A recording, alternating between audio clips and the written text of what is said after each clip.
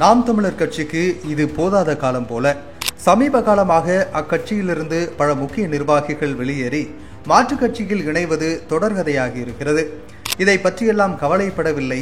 கட்சியில் இருப்பவர்கள் இருக்கலாம், போகிறவர்கள் போகலாம் என அக்கட்சியினுடைய தலைமை ஒருங்கிணைப்பாளர் சீமான் பொதுவெளியில் சொல்லிக் கொண்டாலும் அந்த பேச்சில் எவ்வளவு விரக்தி இருக்கிறது என்பதை நாம் தெரிந்து கொள்ள முடிகிறது. கட்சியிலிருந்து வெளியில் சென்றவர்களும் சீமானால் பணத்தை இழந்தோம், சுயமரியாதையை இழந்தோம், அடையாளத்தை இழந்தோம் என கடும் குற்றச்சாட்டுகளை முன்வைத்து செல்கின்றனர். இதில் புலிவருது கதையைப் போல நீண்ட நாட்களாக இழுத்துக் கொண்டிருந்த ஒரு கதை, அக்கட்சியின் மகளிர் பாசறை ஒருங்கிணைப்பாளர் காளியம்மாள் கட்சியிலிருந்து வெளியேறுகிறார் என்ற செய்திதான். கன்னித்தீவு கதை போல் நீண்ட காளியம்மாள் விலகல் குறித்த விவகாரத்தில் என்ன நடக்கிறது பார்க்கலாம். நாம் தமிழர் கட்சியின் மகளிர் பாசறை மாநில ஒருங்கிணைப்பாளராக இருந்தவர் காளியம்மாள். மீனவர் குடும்பத்திலிருந்து தனது பேச்சு திறமை மூலம் அரசியலில் தனக்கென ஓர் இடம் பெற்றவர். நாகப்பட்டினம் மக்களவை தேர்தல் உட்பட பல்வேறு தேர்தல்களில் போட்டியிட்டு சொந்த பணத்தை எல்லாம் இழந்து நிற்கிறார். மயிலாடுதுறை மக்களவை தேர்தலில் நாம் தமிழர் கட்சியினுடைய வேட்பாளராக போட்டியிட்டு தோல்வியடைந்தார். மாட்டு வண்டியில் ஊர்வலமாக சென்று பிரச்சாரம் செய்வது போன்ற பல்வேறு செயல்பாடுகளிலும் காளியம்மாள் ஈடுபட்டிருந்தார். ஆனாலும் வெற்றி கிடைக்கவில்லை. சட்டமன்ற நாடாளுமன்ற தேர்தல்களில் பல்வேறு தோல்விகளை சந்தித்தாலும் நாம் தமிழர் கட்சியின் முக்கிய முகமாக இருந்த காளியம்மாள் தீவிர திராவிட எதிர்ப்பு, தமிழ் தேசிய பற்றோடு வலம் வந்த முக்கிய நிர்வாகியாக இருந்தவர். தனது பேச்சாலும் அரசியல் நிலைப்பாட்டாலும் தனக்கென ஓர் தொண்டர் குழுவை உருவாக்கி வைத்திருந்தார் காளியம்மாள். திடீரென வெளியான ஆடியோ ஒன்றில் காளியம்மாளை தட்டிவிடலாம், அது பெரிய ஆளில்லை, ஒரு பிசிறு, காளியம்மாள் எல்லாம் எனக்கு ஒன்றுமே இல்லை, இப்போது வந்துவிட்டு ஆடிக்கொண்டு இருக்கிறாள், வளரவிடக் கூடாது என சீமான் காளியம்மாளை கடுமையாக விமர்சித்திருந்தார். இந்த ஆடியோ நாம் தமிழர் கட்சிக்குள் பெரும் புயலை உருவாக்கியது. சீமானோ ஒரு பொதுக்கூட்டத்தில் பேசிய போது திடீரென இந்த வெண்ணைகளுக்கு காளியம்மாள் மீது பாசம், அவள்தான் மயிலாடுதுறையில் போட்டியிட்டாளே, அப்போதே அவளுக்கு வேலை பார்த்து அவளை ஜெயிக்க வைக்க வேண்டியதானே வெண்ணைகளா என பேசி அந்த ஆடியோவில் பேசியது தான் என்பதை போட்டு உடைத்தார். திடீர்னு வெண்ணைகளுக்கு காளியம்மா மேல அப்படியே பாசம். ஏன்டா புடிங்கியல, அவ போட்டிட்டால மயிலாடுதுறையில போய் நின்று இந்த எழுதி காளியம்மா காளியம்மான்னு வேலை செஞ்சு ஜெயிக்க வச்சிருக்க வேண்டியதானே. ஆனால் அதுவரை அந்த ஆடியோ குறித்து காளியம்மாள் வாய் திறக்கவில்லை, அமைதியாகவே இருந்தார். சென்னை அண்ணா நகரில் நாம் தமிழர் கட்சி சார்பில் நடந்த விடுதலை புலிகளின் தலைவர் பிரபாகரனின் 70வது பிறந்தநாள் விழா எழுச்சி நாள் கொண்டாட்டத்திற்கு ஏற்பாடு செய்யப்பட்டிருந்தது. இந்த விழா மேடையில் பேசிய காளியம்மாள், இலங்கைக்கு சீமான் படம் எடுக்கத்தான் சென்றிருந்தார், ஆனால் சீமான் வெறும் படம் மட்டும் எடுக்க போயிருந்தால் தலைவர் பிரபாகரன் தமிழ் தேசிய தலைவராக நமக்குள் புகுத்தப்பட்டிருக்க மாட்டார். இலங்கைக்கு சென்று பிரபாகரனிடம் சீமான் பேசிய 10 நிமிட பேச்சுதான் இவ்வளவு பெரிய மாற்றத்திற்கு காரணமாக உள்ளது. அதுதான் அவரது அரசியலை நிலைபெற செய்யக்கூடிய மையப்புள்ளியாக இருந்துள்ளது. ஆனால் அவரது கனவு இன்றளவும் நிலைபெறாமல் உள்ளது என பேசி சீமான் மீது தனக்கிருந்த ஒட்டுமொத்த வன்மத்தையும் தீர்த்து கொண்டார். அங்க போய் ஒரு 10 நிமிட பேச்சு இவ்வளவு பெரிய மாற்றத்திற்கு காரணமாகி அவருடைய அரசியலை நிலைபெற செய்வதற்கான ஒரு மையப்புள்ளியாக இருந்தது. காளியம்மாளின் இந்த பேச்சு சீமான் உட்பட அங்கு இருந்த அனைவருக்கும் பெரிய ஷாக். அதை வெளிக்காட்டிக் கொள்ளாமல் இலங்கைக்கு படம் எடுப்பதற்காக சென்ற குழுவினருடன் நான் சென்றேன். அந்த படத்திற்கான விழாவை தொடங்கி வைப்பதற்காக நான் சென்றேன். என்ன நடந்தது என எனக்கும் தலைவருக்கும் தான் தெரியும். அவர்கள் சொல்ல முடியாத நிலையில் இருப்பதால் ஒவ்வொருவரும் ஒன்றை சொல்லிக் கொண்டு இருக்கிறார்கள்.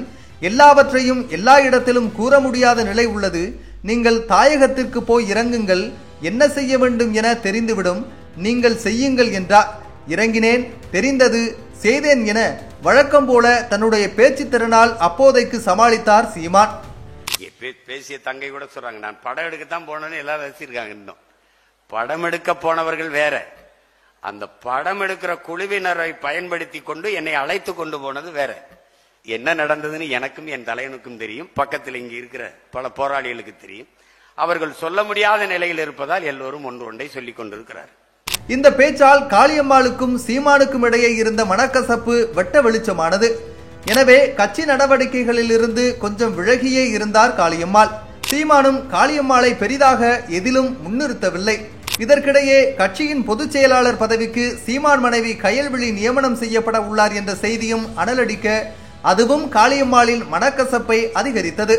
இந்த சூழலை பயன்படுத்தி அவருக்கு எதிரான உள்ளடி வேலைகளை மாநில நிர்வாகிகள் சிலர் மேற்கொண்டதால் சீமானுக்கும் காளியம்மாளுக்கும் இடையேயான இடைவெளி அதிகரித்து ஒரு கட்டத்தில் இருவரும் பேசிக்கொள்ளவே முடியாத அளவுக்கு இடைவெளி பெரிதானது. இதற்கிடையே காளியம்மாள் சீமான் மீது அதிருப்தியில் இருப்பதை அறிந்த திமுக தங்கள் கட்சியில் இணைத்தால் மாநில பொறுப்பு உள்ளிட்ட சில முக்கிய பொறுப்புகள் வழங்குவதாக வாக்குறுதிகளை அள்ளி தெளித்தது. அதிமுகவில் இருந்தும் அழைப்பு வந்தது. இதற்கிடையே விஜய் கட்சியிலும் காளியம்மாள் தங்கள் பக்கம்தான் வருவார் என்ற எதிர்பார்ப்பு இருந்தது.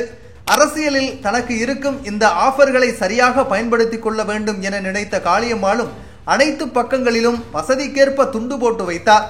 யாருக்கும் எந்த கமிட்மெண்ட்டும் கொடுக்காமல் அனைத்து கட்சி தலைவர்களிடமும் பேசினார்.